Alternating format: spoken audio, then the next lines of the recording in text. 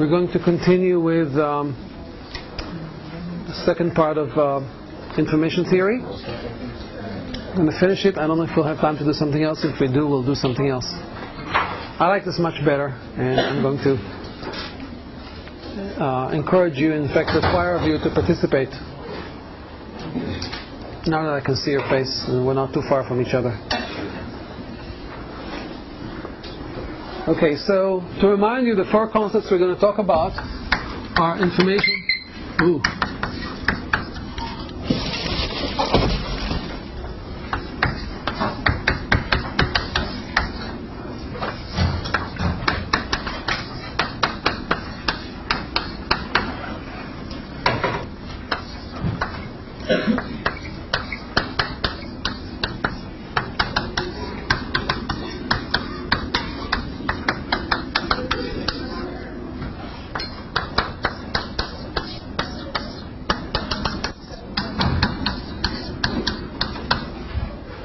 Information, entropy, mutual information, and cross entropy.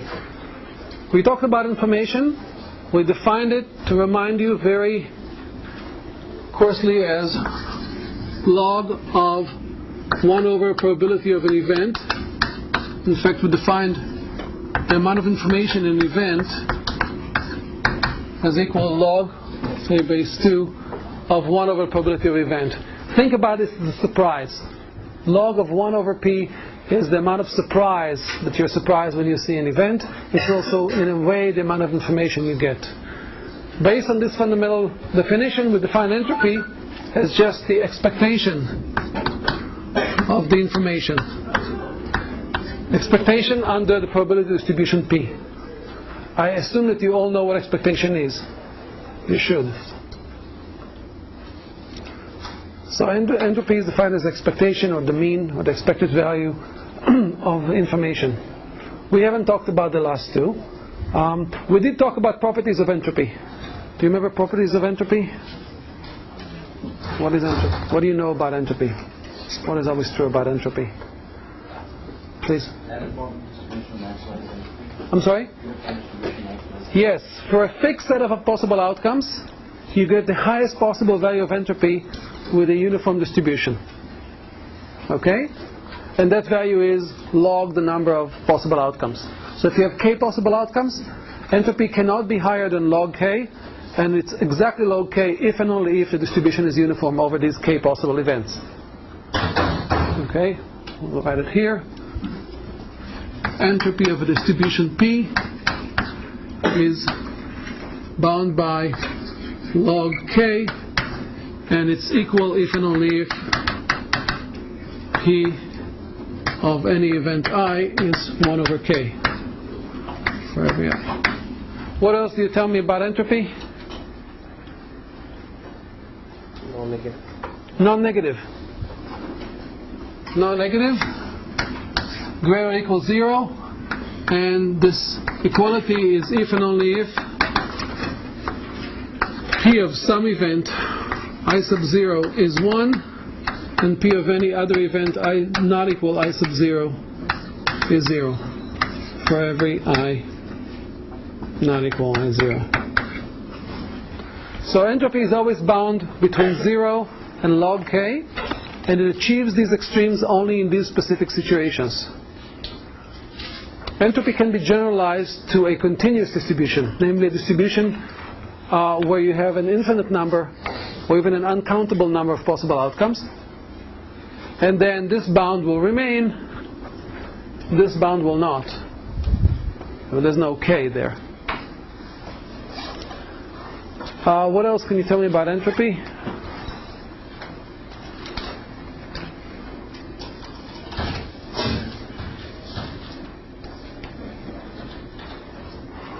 We wrote entropy as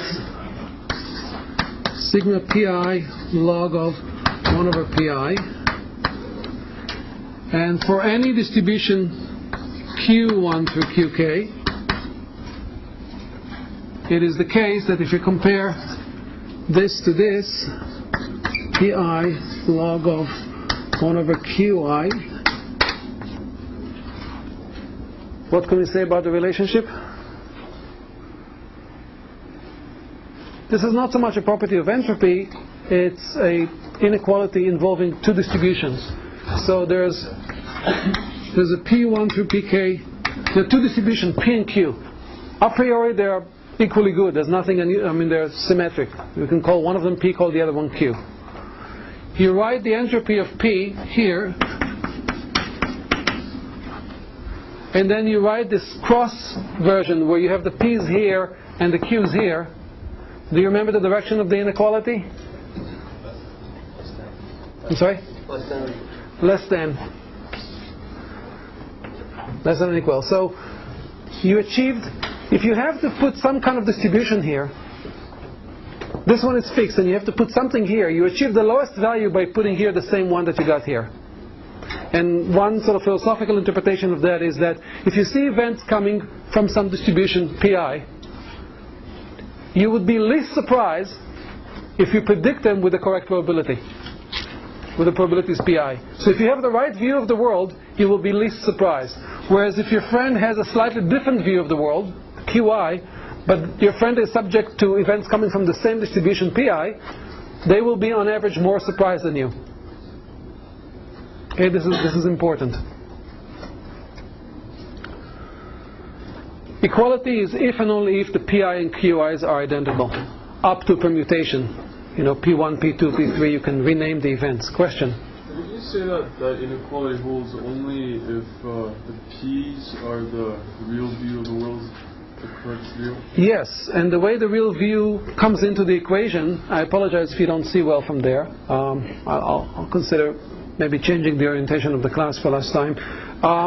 The way this real view of the world comes in is here. Because if you think where this equation comes from, how do you calculate the expectation? You average over, or you weigh each. This is the surprise, right? In any particular event, and you weight by how likely this event is. So how likely the events are depends on the real distribution from which they come, which an assumption here is P. If the real distribution from which they came was Q, then you would have sum of Qi log of 1 over P of Qi. I'm sorry, yeah, Qi log of Qi, and here you would have sum of Qi log of 1 over Pi. Now you're still here believing that the world is P and therefore being surprised according to P. Your friend is here believing that the world is Q and therefore being surprised based on Q. But the difference is now the events come from your friend's point of view. They really come from Q, and therefore your friend will be surprised less on average, and therefore the relationship would be this one. Okay? The one that's smallest is the one where they're matched, where your expectations and the distribution from which they actually come are matched. So if you have many different people with many different points of view, and they each have their own probability estimates of the world, and they all watch the same events coming at them, and they each calculate how surprised they are, the one who's going to be surprised the least, on average, is the one who matches the true distribution. In fact, we could use it as our definition of who's more right, the one who's least surprised. So even if nobody is exactly right, nobody is exactly on P, let's say the true distribution is P, but nobody really knows it, and you believe in Q1 and I believe in Q2 and they believe in Q3, they're different distributions, then we can have a competition among us and decide that whoever one is least surprised on average is the closest to the truth, closest in some sense.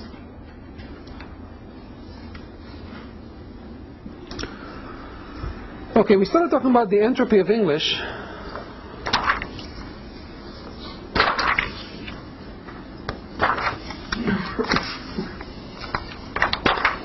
Oh, we said a few other things about entropy. We said the entropy of a fair coin is 1 bit, right? We said that as the coin becomes less fair, its entropy becomes smaller. We drew this curve that said it reaches the height when probability of head was exactly 1/2, and when probability of head was 0 or 1, the entropy is 0.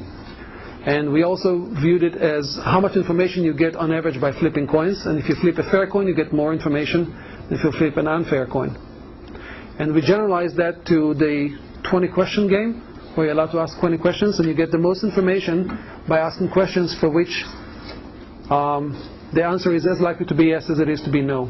If you consistently ask questions for which the answer is more likely to be yes or more likely to be no, you're getting less information on average.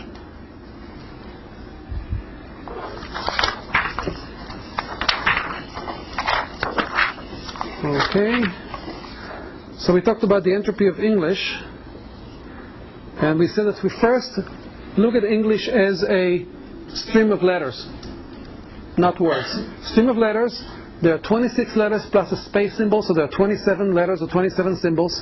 You can think about it as a source that emits events or symbols, 1 out of 27.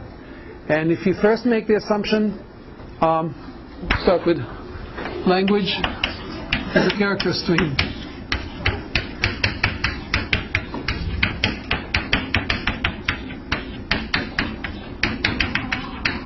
How do I get more light here?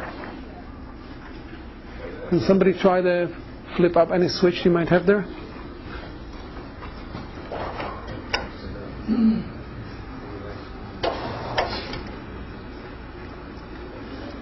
That's it? Switch over there says lights on. I'll check. Okay, I think I remember from last year that they may have deliberately disabled this because most people use this with PowerPoint and it gets in the way of the PowerPoint. Okay, we'll manage without it this time. We'll try to improve it for next time. So we start by assuming that treating language as a character stream. It has 27 possible characters. And first we make the assumption, this is one, the assumption 1A of independence and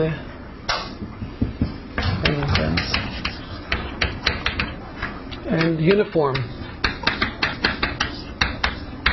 And if it's a uniform, independence between successive characters, and if it's a uniform stream, then the entropy per character is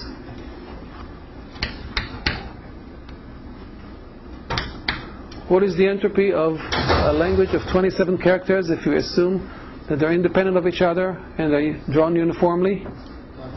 Log of 27. Log 27, which we said was 4.75, I think. 4.75 bits per character. Entropy is always measured in bits, and if you talk about a stream where you can look at it as either letters or characters or words, you need to specify bits per what? Bits per character. Now if we don't make the uniform assumption, we make what we call the unigram assumption. That means different letters can have different probabilities, but letters are still drawn independently from each other. Then we just collect statistics on the distribution of letters. Remember the eta, oin, shredelu, eta, sh, and so forth, and space is somewhere near e. We can collect a large corpus, count the relative frequency of the different letters, use that as our estimate of the true probability. The exact true probability we don't know, but that's our estimate, and we use that to estimate the entropy by just plugging it into the equation pi log of 1 over pi. And if we do that, we get entropy that is larger or smaller than this. Must be smaller. If it's larger, we have a bug in our program. So it comes down to 4.03 bits per character. Now we could reduce it further by starting to make assumptions on the dependence of the current character and the previous character. So H may not be a very common letter, but if the last letter before it was T, then all of a sudden H is much more common, because T is often followed by H. So the true distribution of characters is not independent. It depends on what letter came before them. In fact, it depends on not only the last letter, but the last 2 or 3 or 4 or 5 letters. But the dependence is very strong on the last letter. We can calculate that too, but for this we need to define conditional entropy. We won't do that now. But I can just tell you that when you do that, the number of bits keeps shrinking down. down and down and down. Now, instead of doing that, let's treat language as a source of words. So language as a word stream. And let's make the reasonable assumption that there are about 100,000 words, and that each word, we again assume independence, and we start by assuming a uniform distribution over words. That means that every word is drawn independently and is equally likely as any other word. What is the entropy under this condition? What is the entropy per word?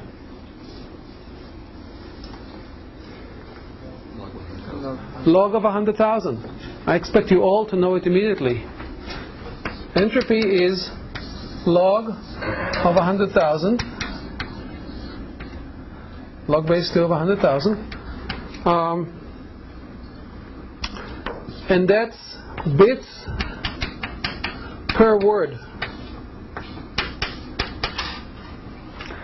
Now, if I want to compare apples and oranges, I need to convert it into bits per character. I know that in English the average word length is 5.5. If you add the space at the end, which we must have if we're predicting letter by letter including spaces, you get 6.5. So by taking this and multiplying it by 6.5, I get the average, or the entropy per word. I'll do the opposite. I'll just take this and divide it by 6.5.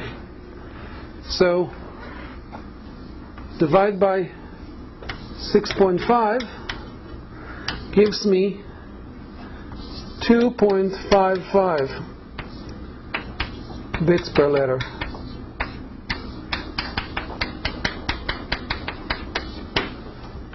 That's a huge difference.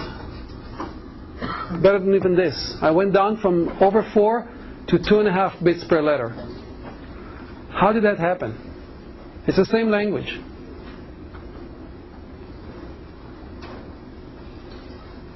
Let me first explain what I'm doing here. What I'm doing here is exactly this P and Q thing. The true distribution of English is the P. But I don't know P. So I'm trying to approximate it with different models. The different models are the different kinds of Qs. This is one Q. This is another Q. This is yet the third Q. A third different distribution. None of them are true. None of them are the true P. But remember, we agreed, or at least I suggested, that we judge models by how surprised they are. So really what I'm measuring here is not the true entropy. What I'm measuring here is this thing, this. Please. Is this a valid way to compare between bits per word and bits per letter? What if longer words are more surprising? That would seem to... But we had the assumption here that it's uniform. Yeah, okay. But for other cases? Yeah, for other cases I still think it's valid, but at least here agree with me. Yeah. Okay. So what I'm doing is I'm coming up with progressively more accurate models of language. And as they become more accurate, they're what I call their entropy, but it's really not the entropy of language, it's just an estimate, gets lower and lower, closer to the true entropy of English. Now my question to you is, how come I got so much lower when I started considering words? Please. Yes, that is a very good answer. By considering words, you're implicitly getting dependencies between letters. Whereas when you considered only the letters, any combination of letters was fine. When you consider only 100,000 words, there are lots and lots of combinations of letters that are just not allowed, because they're not seen anywhere in the dictionary. In fact, the vast majority of sequences of 5 or 6 letters are not allowed. They're not in the dictionary. If you randomly type 6 letters, even if you take them from the true distribution, the eta Ohm distribution, most likely you will not get a valid word. So the restriction to 100,000 words vocabulary is a very strong restriction. I can do better than that. I can now observe the fact that not all words in English are equally likely. The same thing as I observed about letters. What's the most common word in the English language? The. Do you know how common it is? About 5% of the language. 1 in every 20 words is the. It varies a little between different genres. One of my favorite stories, we were working with a large corpus of news articles, and we were analyzing it statistically, and we looked at distribution of different words, and there was an outlier. There was a long document where the occurred 10% of the time, not 5. Now you expect some fluctuation. It won't be exactly 5. It could be 5.5, 6, 4.5. But 10, for a large corpus, was very suspicious. So we dug in to look at the article. And what it turned out to be was a translation into English from formal Arabic. It was the speech of the Iraqi ambassador to the United Nations before the first Gulf War. And it was very formal and full of statements like, the decision of the Security Council of the United Nations, and the implications of the decision of the Security Council, and all these. And in Arabic, there is first of all not a separate word; it's a prefix. And second, when you have noun phrases, it is attached to each one of them separately. But a native speaker of English would have found a different way of saying it. It would have probably said the United Nations Security Council resolution, as opposed to the resolution of the Security Council of the United Nations. Now, I don't know if it's the fault of the original speaker, of the translator, but the result was language that was not naturally produced in English, and it showed through this very simple statistical features, which is the frequency of the. In fact, you can probably tell if somebody writes in a language that's not their native language. You can tell in many ways, but one way you can tell is looking at word distribution. Okay, so let's use the real word distribution. Now we need to collect a lot more data to gather the statistics. To collect the frequency of letters, of the 27 letters, you don't need that much data. 1 million words would be more than enough, right? But to have reasonably accurate estimates of the probability of each one of the top 100,000 words in English, you need a lot of data, because to estimate the probability of there is no big deal. Since it's 5% of the data, it's enough if you have a couple thousand words. But to estimate the probability of the words at the bottom of the list, those that occur once every 1 million words, you need many millions of words, right? But we have that. So we've done that. And we have reasonable estimates for the probability of the top 100,000 words in English. And that gives you a distribution over 100,000 different possible outcomes, which has an entropy. And the entropy of that distribution, this is called the unigram word distribution, is 9.45 bits per word,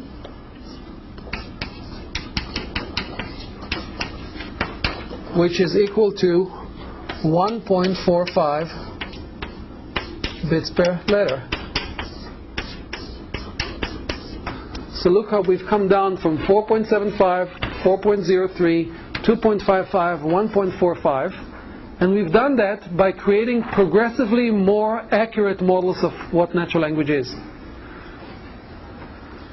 Now, do you believe that the way language is generated is by picking a word according to how frequent it is, and then picking another word independent of that, and then another one? Of course not. Right? Even if you had a typewriter that had one key for each word of the 100,000, and you put a monkey in front of it, and you somehow arrange for the monkey to hit the keys that are more frequent, based on their frequency, you still will not get coherent language, right?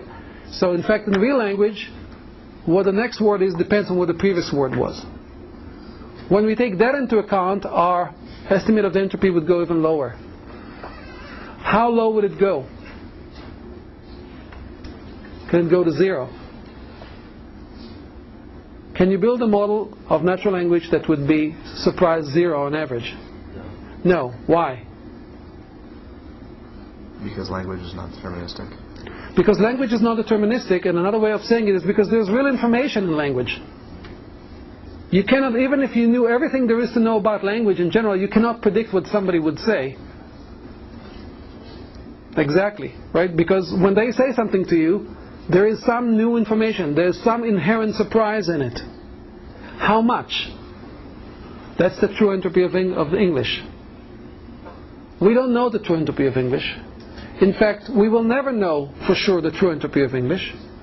The only things for which we can know exactly the true entropy is things for which we know the true distribution. If we invented them, it's a mathematical process that we invented, or a simulation language that we created, a simulation process we created, and we know what the distribution is and we can calculate the entropy. But for natural events, we will never know for sure exactly what the distribution is, and therefore we will never know the entropy. But we can put bounds on it. I showed you how to put an upper bound by creating models that are progressively closer. You put an upper bound. So we got to 1.45 bits per letter as an upper bound in English. You can also put lower bounds. It's a little trickier. Questions? So would the true entropy of all languages be the same? That's a wonderful question. Wonderful, wonderful questions. Would the true entropy of all languages be the same? Well, first, how do you define it? Because different languages have different alphabet. Is it per letter? It doesn't matter because... Well, entropy is a number, right? So you have to define it for a specific thing. But I'm taking a question more deeply. Is the information content of all languages about the same? I think it's a great question for linguists to ask, for people who work on language technologies. My personal hunch is that the sort of cognitive constraints that are on us, how fast our brain can process information, would probably lead, and the fact that we want languages to be as efficient as possible, would probably lead to the same rate of information transfer per second. So if you have a conversation with one person in English and you want to convey some information to them in English, you want to convey some information in another language, on average it should take you about the same amount of time. Because the things that determine that are the long-term evolution of these languages, and they evolve on one hand to be as efficient as possible, right? Because there's no time in evolution. If you want to escape the tigers or the lions or whatever was attacking you 100,000 years ago, you want to communicate as fast as possible, or you want to find the food or fight some other tribes, or whatever the evolutionary pressure is, you want to communicate as fast as possible but as accurately as possible. And the constraints on that are the abilities of our brain to process information, and maybe some constraints on ability to communicate messages through sound waves, whatever it is. So these constraints, I think, are the same no matter what language happened to have developed in different parts of the world. So my hunch is that all languages are fundamentally equally informative, or the flip side of it, they're equally redundant. What is redundancy? Redundancy is the flip side of information content.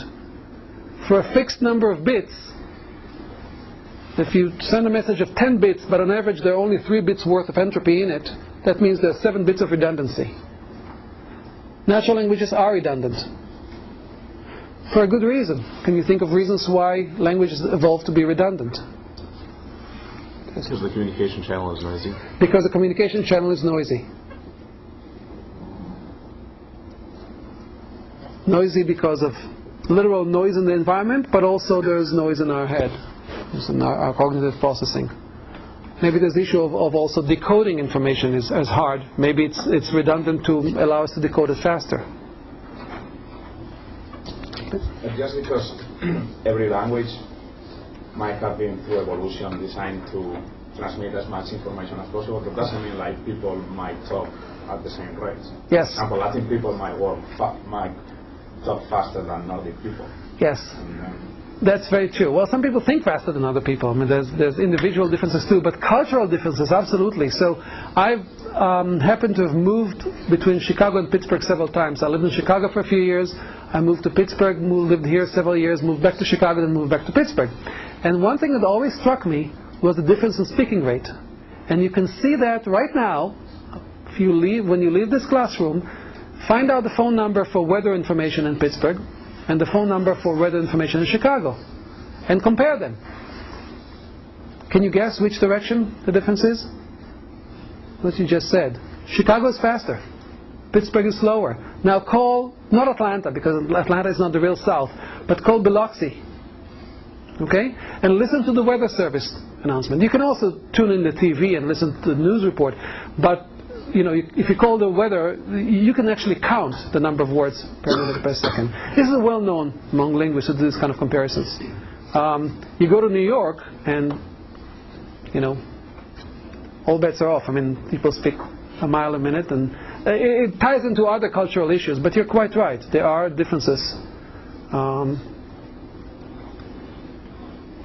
You could argue that people communicate non-verbally also, so cultures where things seem to be moving more slowly, perhaps they're just moving more subtly. Hard to tell.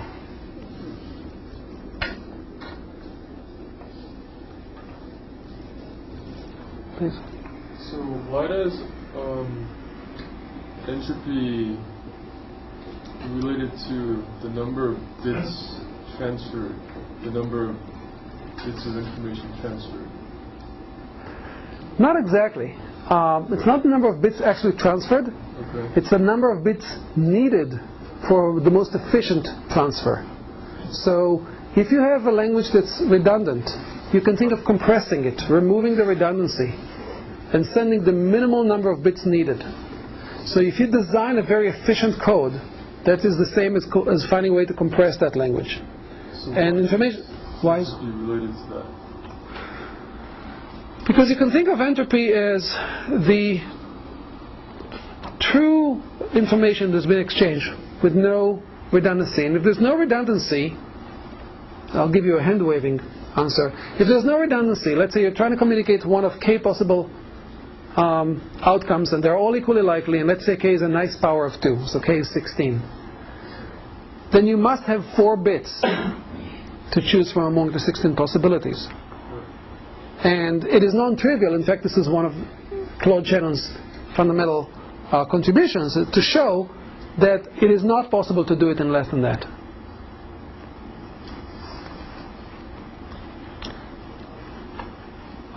To me, it's intuitively appealing and makes sense that the amount of average surprise in a source or average uncertainty in a source is a fundamental lower bound on how many bits you need to communicate the information from that source. But this is not a proof. The proof is in Shannon's paper.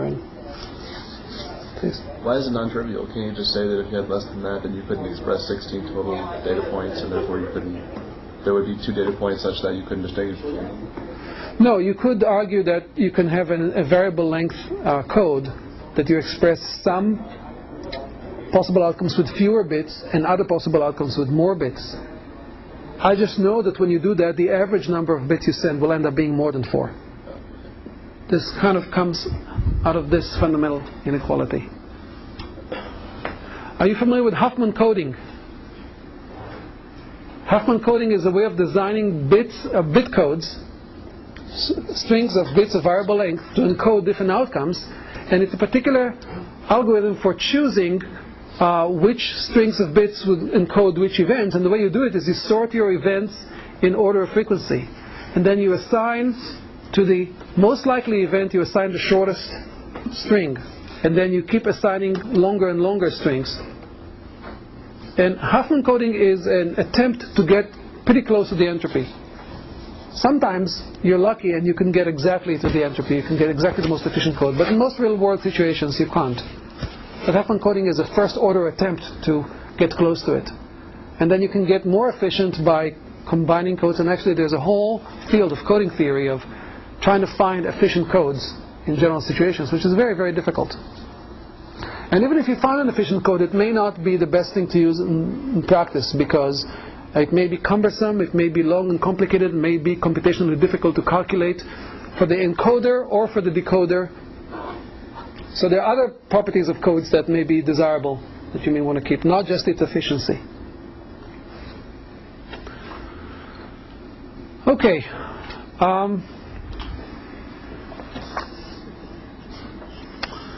This is about the entropy of English. Oh, so what is the true entropy of English? I said nobody knows, but Claude Shannon was very interested in that. In fact, when he developed the theory of information theory, this is one of the first questions he asked. How can you put a bound on the entropy of English? And he played exactly this kind of games. He estimated probabilities of words and letters, and he did it at a time when there were no computers to calculate, large amounts of text and count things, so he had to count by hand from books. But he came up with estimates that are close to about 1 bit per letter. So his estimates, he had both a lower estimate and upper estimate, somewhere between 0.9 and 1.1 or 1.2 bits per letter. If you think about a very simple-minded view of letters encoded in a computer, they take 8 bits. Right, ASCII encoding. You could argue that 6 are enough because you can encode 64 different, including lowercase and uppercase. And in fact, if you're only restricting yourself to 27 letters, then 5 bits are enough because that's 32. So a very, very coarse, not even trying look at language would say 5 bits per letter. But he showed that there's a tremendous amount of redundancy and that you can actually go down to about 1 bit per letter. You could have come close to that by observing what we observed last time, which is when you run the compress utility on text, it compresses it by a factor of about 3, right? So that means that instead of 5 bits per letter, you can go down to a third of that. Although it starts from 8 bits per letter, so I should be more careful.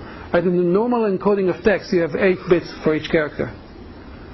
So if you compress it by a factor of 3, that means you have 8 over 3, 2 2/3 bits per letter. And that tells you that the compress utility doesn't come anywhere near the absolute potential of compression.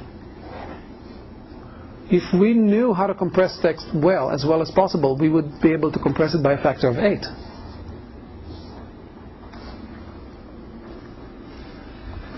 Question? How did he come up with the lower bounds? The 0.9? Yeah, that's a good question, and I don't remember. It intrigued me too, and I read the paper, but I don't remember the answer.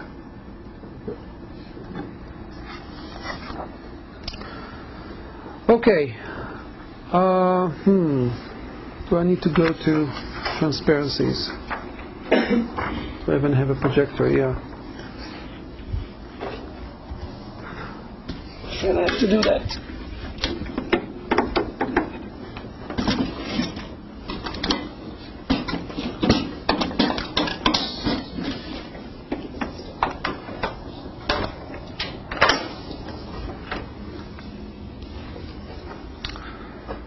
How will that work?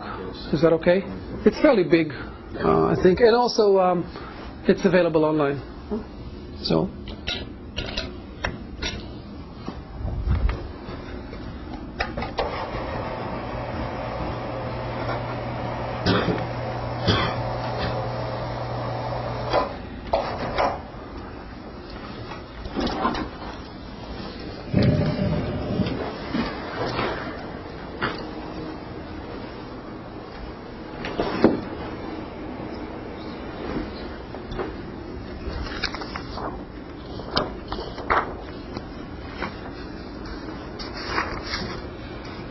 Okay, until now we talked about a single distribution, single stream of events, or you can call it a single random variable. A random variable is a variable that takes on different values with different probabilities. And our random variable there was either a letter or a word. Now I'd like to consider 2 random variables interacting, so 2 streams of events, or 2 sources.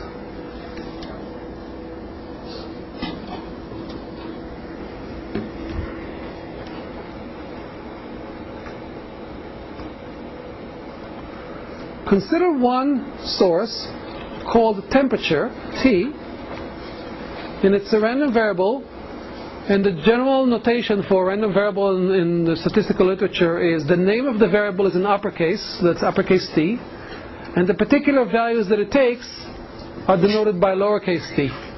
Same thing with X and Y and all the other letters. Uppercase is the name of the random variable, lowercase stands for a particular value. So the temperature T is a random variable that takes on values lowercase t, and the value lowercase t could be one of 3, hot, mild, or cold. And T has a particular distribution, 0.3 for hot, 0.5 for mild, and 0.2 for cold, which means that we can immediately calculate its entropy, right? And you should be able to do that right away. How do you calculate the entropy? You just plug these 3 numbers into the equation, sigma pi log of 1 over pi. And when you do that, you get an actual number which is 1.48548. This is the entropy of this distribution, or alternatively the entropy of this source. You can think about it as a source with the following interpretation. Every day is a new experiment. Every day you push a button when you wake up and you get back the outcome. Is today temperature is hot, mild, or cold? So a sequence of many days is a sequence of many events or symbols.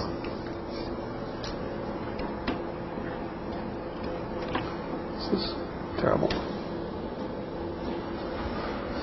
Okay, now we have another random variable, call it humidity. We call humidity M, not H, because H is reserved for entropy.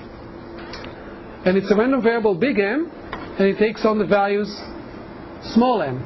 And humidity has only two possible values, high or low, with the distribution 0.6 and 0.4, and therefore its entropy can be calculated from these two values and comes to 0.97 something. That shouldn't surprise you, that the entropy is just under 1 bit. Remember, the entropy of a binary source cannot be more than 1 bit, and it would be exactly 1 bit only if it's 50-50, 0.5. Since it's a little bit off, it is a little bit less than 1 bit, not much less.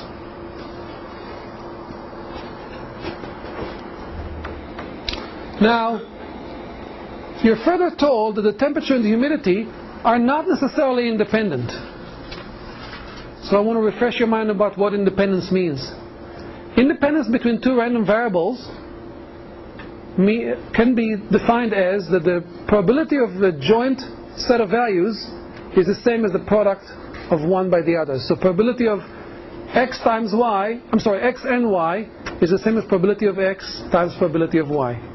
If that's true for any possible values of lowercase x and y, we say that x and y are independent random variables.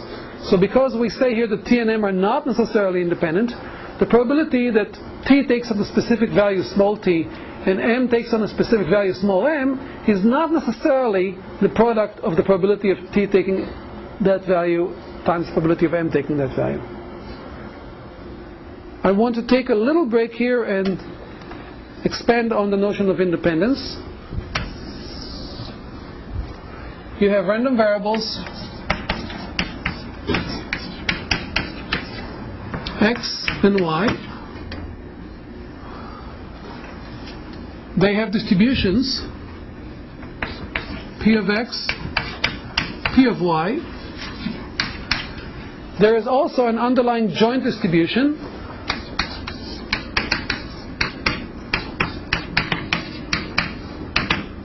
p of x and y. P of x and y stands for the probability that big X takes the value x and big Y takes the value y. This is shorthand for this. Just like this is shorthand for the probability of big X taking value x, and this stands for probability of big Y taking value small y. You could calculate the entropy of each one of these alone. Now, x and y being independent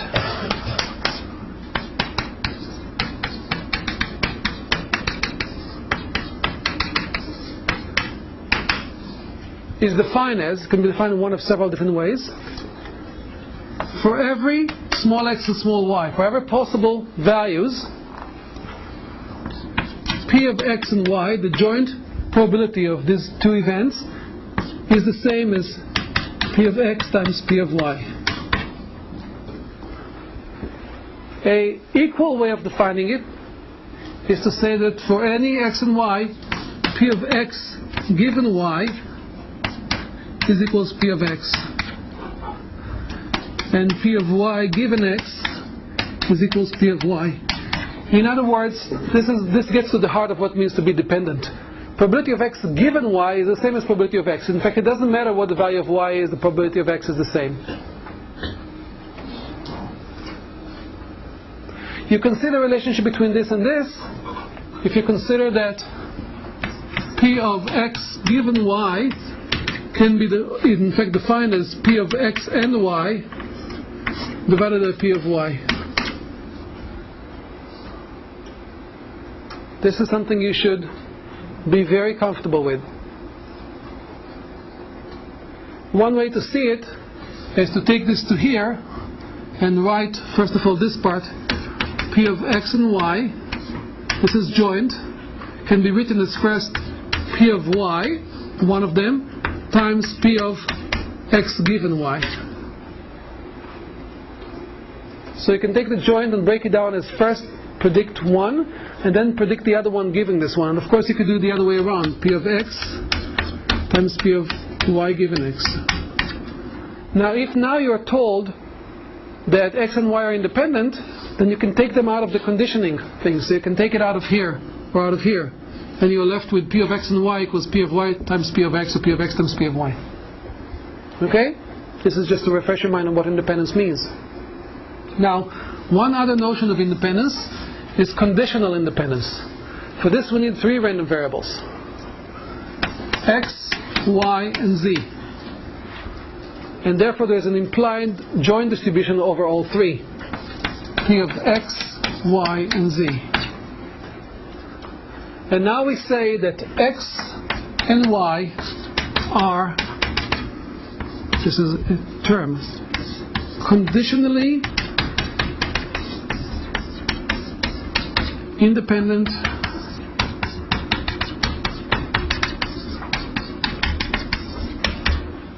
given z. So x and y cannot just be conditionally independent, period. They're conditionally independent given a particular other random variable. Question? Ask me what? If you can move them. Yeah. Yeah, I don't. I'll try to just write higher.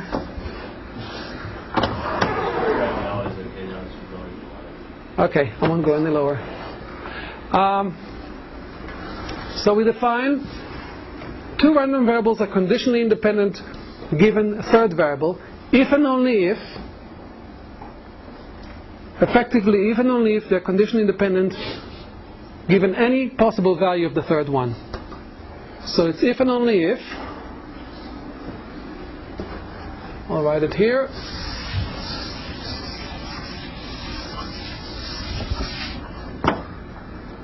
So this goes to here. X and y are conditionally independent given z if and only if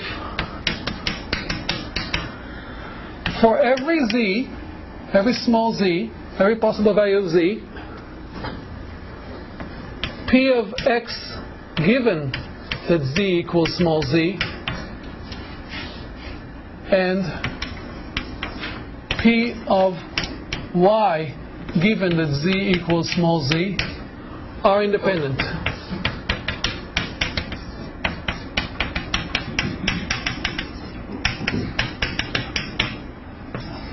Namely, imagine a world where x and y's distribution is restricted to only the situations where z is some particular value. If you restrict z to a particular value, you have some particular distribution of x and y and of the joint distribution, and you can ask whether they are dependent or independent. And they should be independent no matter which z you chose. And if they are independent no matter which z you chose, then you say that x and y are conditionally independent given z. An alternative way of writing the same thing is they're conditionally independent given z if and only if for every x, y, and z, for every possible triplet of values, P of x and y given z is the same as P of x given z times P of y given z. This should be familiar from here. This looks just the same as regular independence, but everything is conditioned on living in the world where z is true. Now, if you know that x and y are conditionally independent, does that tell you that they are conditionally independent given z? Or if you know that x and y are conditionally independent given z, does that tell you that x and y are conditionally independent? Does one statement entail the other?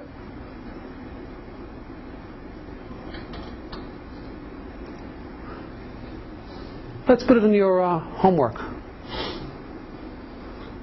So in your homework you need to prove or disprove both directions. So for each one of the directions of entailment you need to either prove that it's true or give a counterexample to show that it's not true. question. Is it like, let's say we taking z as a common variable and defining x and y in terms of z? In that case, suppose given z, we know the value of x and y. Those values don't affect each other. And let's say we eliminate z and write x in terms of y. In that case, their values depend on each other. Okay, you're describing a situation where z is a random variable that takes some random values, and then x and y are each deterministic functions of z. So if you know z, you know x and y. Right? That's the situation you're describing. It's a very interesting situation. It might be useful in solving this problem. Okay, let's go back to information theory now. All I gave you was two sources, two distributions that are not necessarily independent.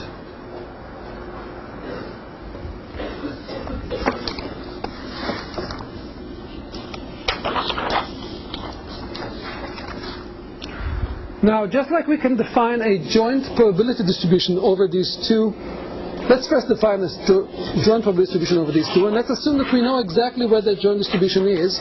In fact, it's right here.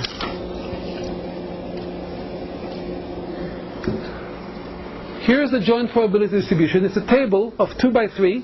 It has 6 values.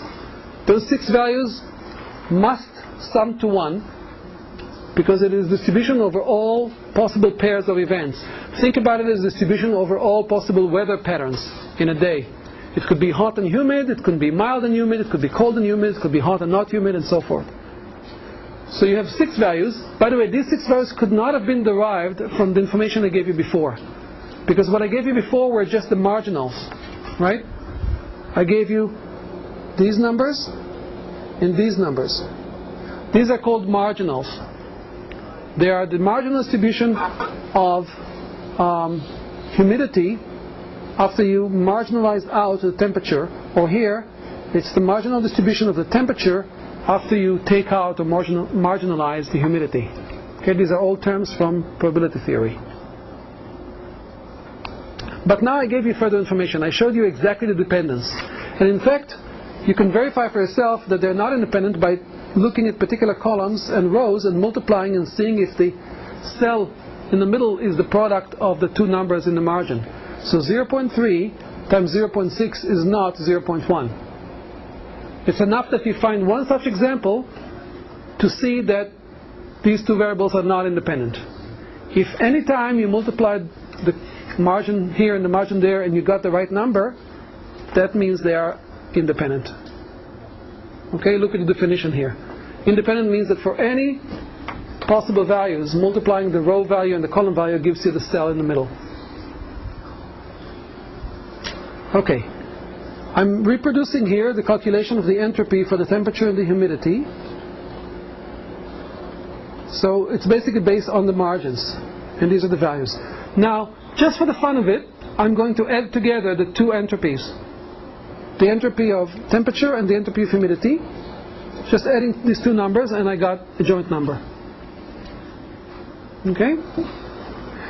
But now I'm going to define something called the joint entropy, which is I take the space of two variables and I consider it as a single variable.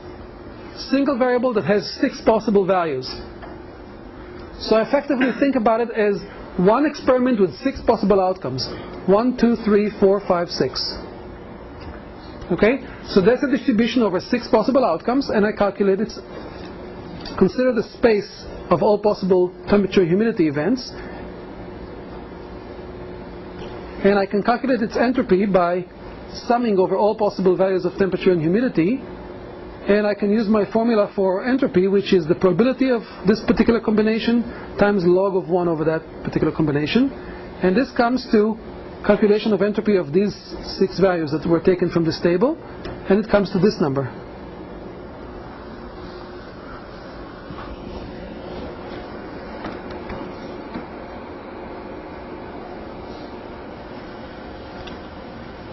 And now I notice that the joint entropy is less than the sum of the two independent entropies. Does that surprise you? Could it have come to more than the sum of the two independent entropies? not looking for proof, just for your intuition.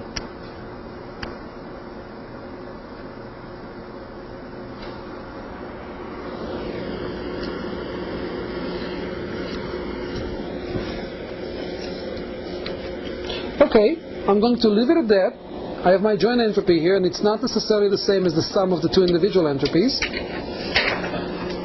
And now I'm going to look not at the joint table, but at the conditional table.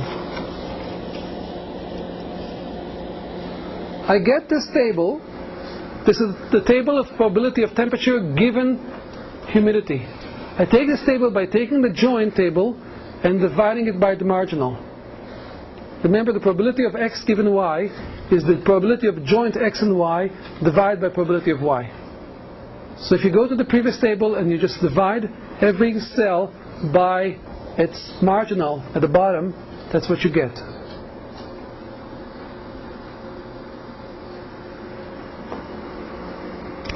This is the conditional probability table, and now I can define conditional entropy. The way I define conditional entropy is I look at each one of these rows by itself. Let's say the top row is the row where humidity is low, and it defines a valid distribution for me. Remember that when you do a conditional distribution, it is also a distribution. P of x given a specific value of y is some distribution. It may be different than the unconditional P of x, but it is a distribution, and it adds to 1. And in fact, you see 1, 6, 4, 6, 1, 6 add to 1. So I define the conditional entropy, the entropy of temperature under the condition that humidity is low, as the entropy of this distribution, and it comes to 1.25 bits. I can do the same thing for the other possible value of humidity, and this is the conditional entropy of temperature given that humidity is high, and I just base it on this row, and I get 1.5 bits. And now I can define something called the average conditional entropy, which is averaging these two conditional entropies weighted by how likely humidity is to be higher or low. I'm not just going to average them by adding them and dividing by 2, because in the real world I may be more often in this situation than in that situation. In fact, I may be 99% of the time here and only 1% of the time there. So to look at the true average over time of the conditional entropy, I have to weight by how likely humidity is to be whatever it is. So the average conditional entropy, which also goes by the name equivocation, that's a term for information theory, is defined as entropy of the random variable t given the random variable m, which you understand as what is the typical or average entropy of t if I'm always told what m is. So I always know whether humidity is low or high. Some days it will be low, some days it will be high, but I'm always told what it is, so I always know what it is. And I define it mathematically as the sum over all possible values of humidity of the conditional entropy of temperature given the value of humidity multiplied by how likely is that value of humidity to be there in the first place. So that basically comes to 0.6 times the first number plus 0.4 times the second number. And it gives me this number, 1.35 whatever. So now I have a number that tells me how much uncertainty remains in the distribution of the temperature if I'm always assured that I know humidity. So think about it this way. I wake up in the morning, I have some uncertainty about temperature. I don't know what it is. When I go outside or when I look at the thermometer, I will know the value. But I don't know what it is. And we assume it's only trivalent, right? It's only high, medium, mild or low, or hot, mild or cold. Now, I have a spy outside that tells me whether it's humid or not. Maybe it's the condensation in the windows. So suppose when I get up in the morning, I'm allowed to look at the window and find out whether it's humid or not. If I find out that it's humid, since I know the true joint distribution, I know the real way the world behaves, if I find out that it's humid, it changes my expectation about what the possible temperature values might be. If I find out that it's not humid, it also changes it. How much uncertainty do I have left on average if I'm allowed to know whether it's humid or not? That's what H of T given M gives me. So if I'm allowed to know humidity, on average I have this much uncertainty with regard to the temperature. Now compare that to the amount of uncertainty I have about the temperature if I'm not allowed to look at humidity. The difference between the two effectively tells us how much information humidity gives us about temperature on average. So I'll do that.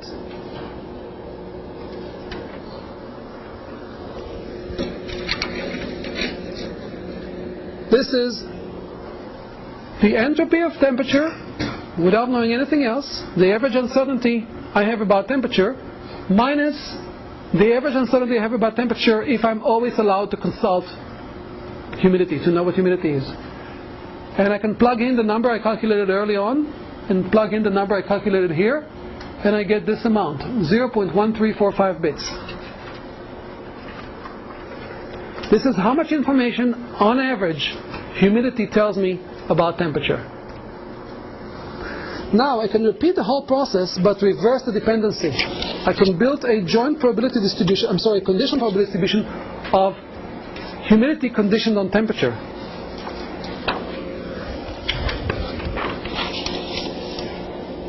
This is it. Compare it for a moment to this.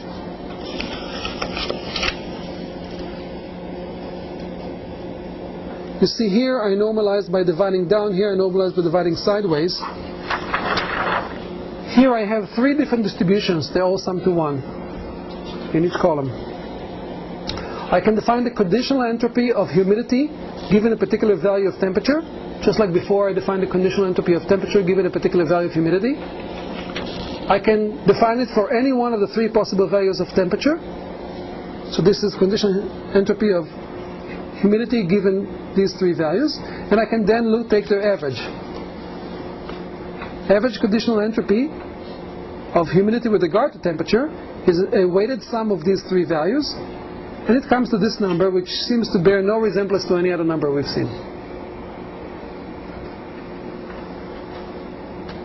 Now I can ask, how much does the temperature T tell us on average about humidity M? And I can do the exact same thing I did before, just reversing NMT. I can take the entropy of humidity and subtract from it the conditional entropy, or the average conditional entropy of humidity given temperature. That's how much the temperature tells us about humidity. Now here's the interesting observation.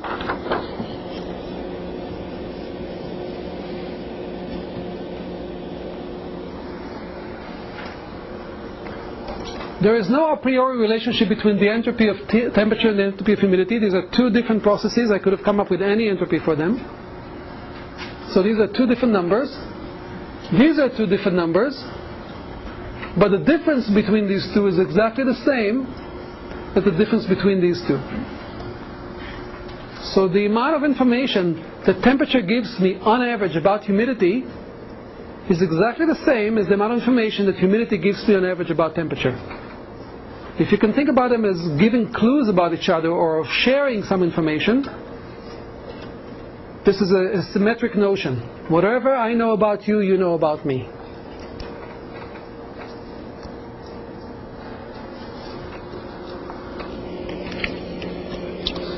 This difference, what T tells us about M on average, is called mutual information. It's written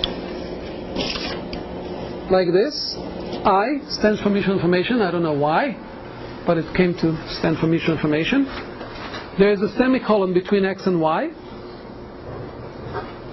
and it is defined as the entropy of X minus the average conditional entropy of X given Y. Or alternatively, the entropy of Y minus the average conditional entropy of Y given X. So I of X semicolon Y is the same as I of Y semicolon X. It's a symmetric relationship. Now if you write down, if you open up the definition of entropy and conditional entropy and work through the algebra, you can get at this bottom expression, which as you can see is symmetric with regard to X and Y. So this is effectively a proof that mutual information is symmetric. This is relatively easy to remember, especially that you can write it in another way, since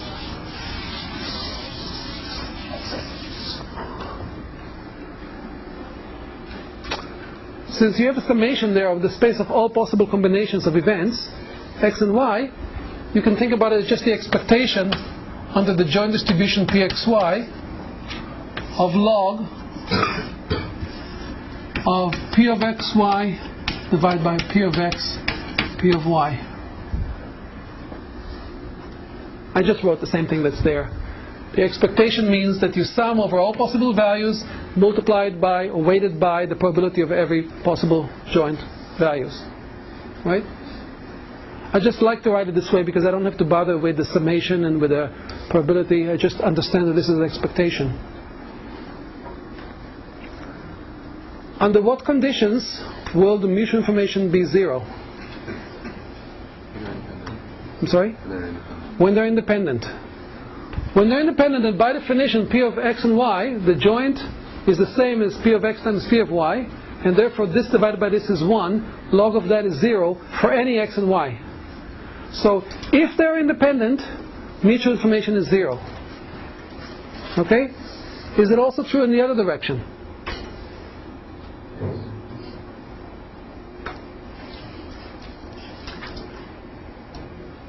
Yes. You say yes. You have a proof?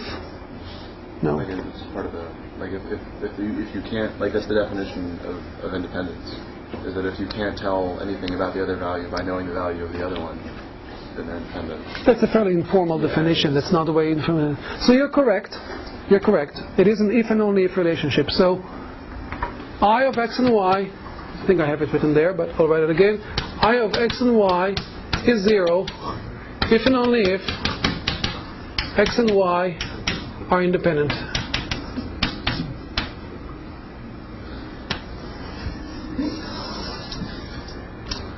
Now this is very different than correlation. Very, very different than correlation.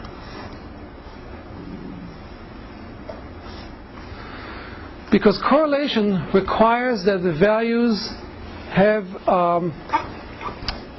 are arranged along some kind of axis, x-axis, y-axis, and you can be more in this direction and in that direction. So I'll give you an example of something that is one but not the other.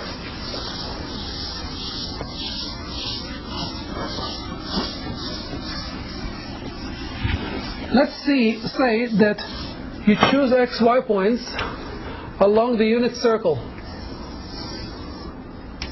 Of all possible x and y values, you only choose those that sit on the unit circle.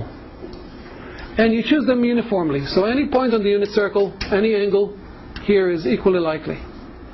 Okay? Would you say that the random variables x and y are independent?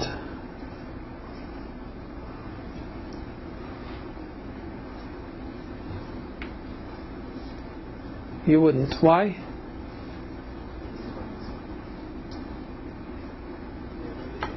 I'm sorry? They have a relationship x, so that's why it's going to be. They have a very strong relationship. If you're given x, then y must be one of two possible values, plus or minus square root of 1 minus x squared. Right? Or geometrically, if you're given x, let's say this is the x, then y must be either here or here. So knowing x tells you a lot about y. It doesn't reduce the uncertainty of y to 0. There's still two possible values. But that's much less than what you had before. Before you were told x could be anything from minus 1 to plus 1. Minus 1 to plus 1. The other way around too. If you're given y, it basically boils down to two possible x's. Maybe one if you're at the extreme end. Okay? So they're absolutely dependent. And therefore they have mutual information between them. But are they correlated? No, there is no correlation between x and y. If you write down the expression for correlation, there's no correlation because if you chose x here, then y could be here or here and the average is 0. If you chose x here, it could be here or here, the average is again 0. So the expected value of y given x is always 0 for any value of x. So there's no correlation. Correlation has to do with average values averaged over some continuous scale. Mutual information and independence don't have to do with a particular scale. They have to do with a finite set of options. It doesn't matter how these options are arranged, how these outcomes are arranged. Okay, so mutual information and independence go together. Correlation is separate.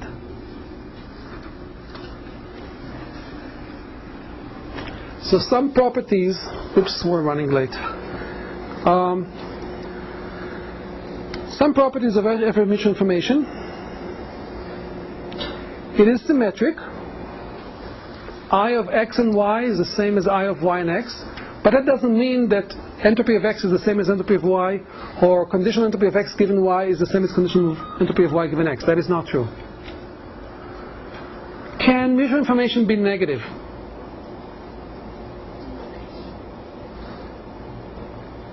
No, it cannot. So first of all, intuitively, if you had a spy, like the condensation on the window, who gave you advice, intuitively it doesn't make sense that that advice would hurt you if you really understand the nature of the advice. I mean, if somebody fools you, that's one thing, but if somebody gives you access to information and you know how the world behaves in general, you can always ignore that information. So the information might be helpful or might not be helpful at all, but it cannot hurt you. It doesn't hurt your average your uncertainty. Okay, that's the intuition. The math of it is not that obvious. If you look at this expression and you're saying, can this expression ever be negative? The expectation of this ratio. The answer is, for some particular values of x and y, it could be negative. Before you look at the expectation, if you look at particular values of x and y, there are some, if x and y are not independent, then there are some values of x and y for which this is greater than this. In fact, it's guaranteed that if x and y are not independent, if the x and y are dependent, that means these are not always the same. And if they're not always the same, if this is sometimes less than the product, then there would be other times where it must be more than the product. But the question is, what happens when you take the expectation? That means you weigh all of these contributions by P of x and y. And that's not trivial, but I assure you that when you do that, the total weighted combination is never negative. And is only 0 if x and y are independent.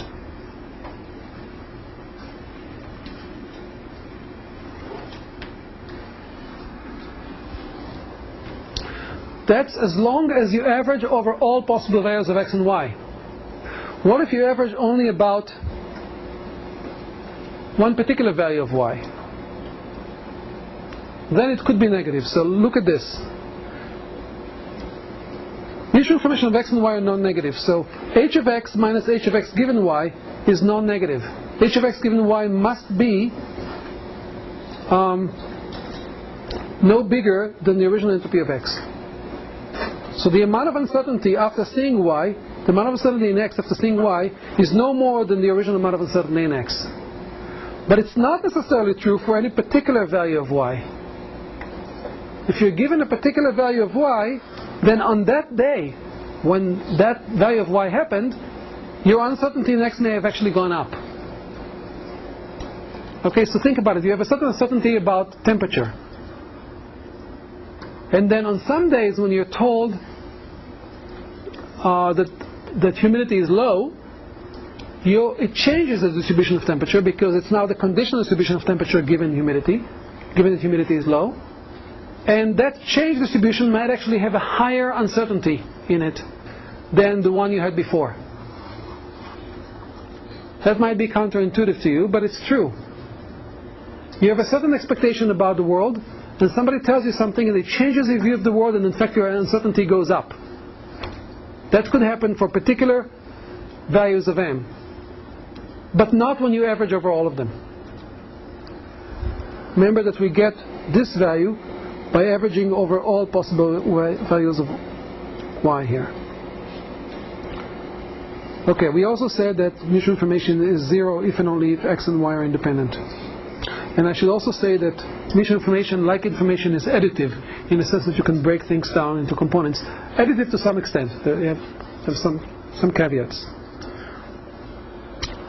We didn't go as far as I thought we would, but I'm happy actually. This is very important stuff. We'll just continue it on Thursday. Don't go yet. I'll use the extra 2 minutes I have. But let me just tell you that you have the assignment. It's out. You may not have everything you need to do it, so do whatever you can, and the rest do after Thursday. Okay? So if there's something that you don't know how to attack, just wait until Thursday. It's still due next Tuesday, though. Don't go. Let's use the next 2 minutes as much as we can.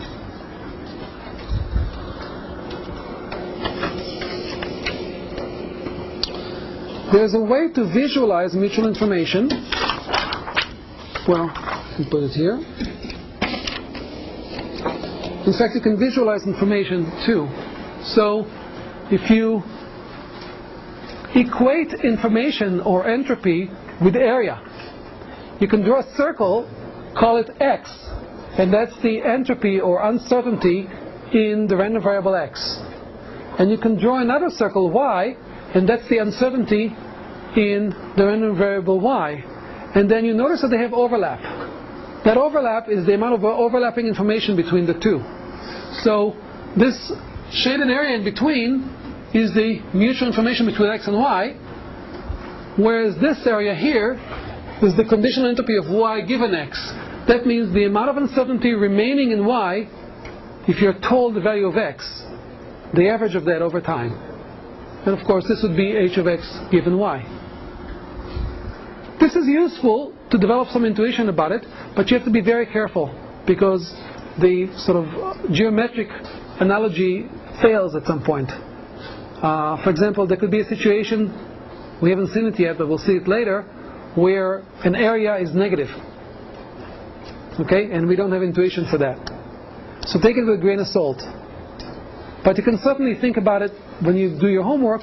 You can draw these circles and develop this intuition of what does conditional entropy mean and what does mutual information mean and so forth. Okay, now I have to let you go.